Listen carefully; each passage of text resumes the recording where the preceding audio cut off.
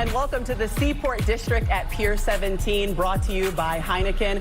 Maria Taylor alongside Adrian Wojnarowski. We've got Uncle P, Paul Pierce, still wearing his championship ring. We got Jalen Rose coming in crispy for a Friday. What up, dope? And Jay Williams wearing his turtleneck, ladies and gentlemen. Yes, first time it's back turtleneck season. this fall.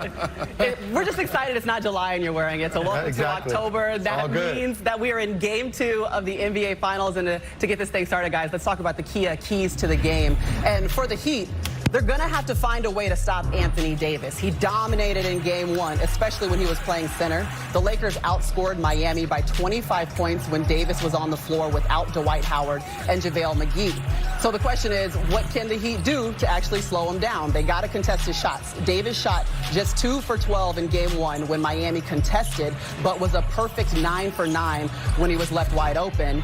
And what's at stake tonight? The Heat can't afford to go down 2-0 as LeBron James is a perfect 23-0 when taking a 2-0 lead in a best-of-7 series. That is the most wins without a loss by any player in NBA postseason history. But it's going to be tough for the Heat because, as you guys know, they're battling injuries. Bam Adebayo and also Goran Dragic. What is the latest with their injury updates, Woj?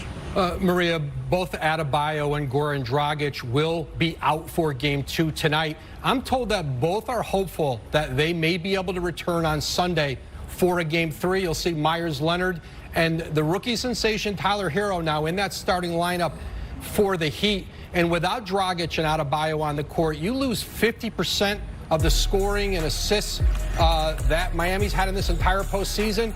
And as you mentioned, in trying to stop Anthony Davis, you know, Bam Adebayo, one of the best defenders in the league. He was a second-team all-league defensive team player this season. That left shoulder and his neck, he's having trouble with his range of motion, even being able to lift that left arm. And so they're hopeful that they can get them back by Sunday, but it is a tall order for Miami tonight without those two players against this Lakers team. And the one place that they didn't have depth was at center, so losing Bam obviously is huge. So what does it mean for the Heat? Well, I love boxing so much that I bought places in Vegas so I could go watch Mike Tyson and Floyd Mayweather fight. And I've been to a ton of their fights.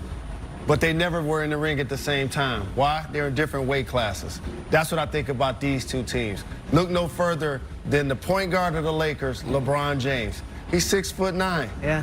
250 pounds. He's the same size as the center of the Miami Heat, who's 6'9", 255 pounds. Plus, he has Dwight Howard, and he has Anthony Davis to play with as well. So, based on the fact that the Lakers have the most talented players in the game, plus they have the size and the physicality, I think the Heat are just out of their weight class.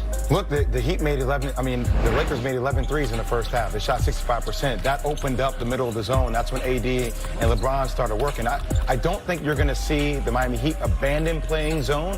They just have to be way more active in that zone. Now, Myers Leonard is going to give a different challenge to AD. Bigger, stronger, not as agile as Bam Adebayo, but still, you have to keep them out of the paint and you have to limit three-point shots. I don't think they're going to sustain shooting 65% from the three-point line.